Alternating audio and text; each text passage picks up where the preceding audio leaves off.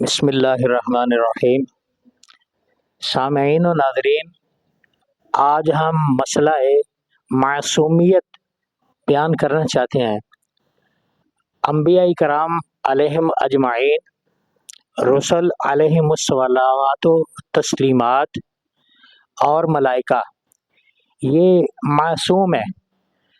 معصوم کا یہ معنی ہے کہ نبوت کا اعلان کرنے سے پہلے بھی یہ معصوم ہے، نبوت کا اعلان کرنے کے بعد بھی معصوم ہے۔ اعلان نبوت اور رسالت سے پہلے بھی ان سے کسی قسم کا کوئی ایسا عمل صادر نہیں ہوا جو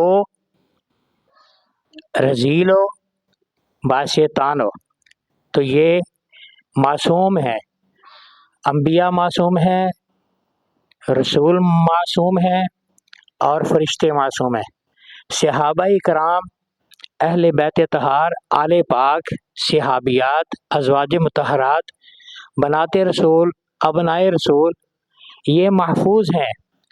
اگر محفوظ سے کوئی عمل غیر شرعی صادر ہو جائے، اللہ انہیں توبہ کی توفیق عطا فرما دیتا ہے۔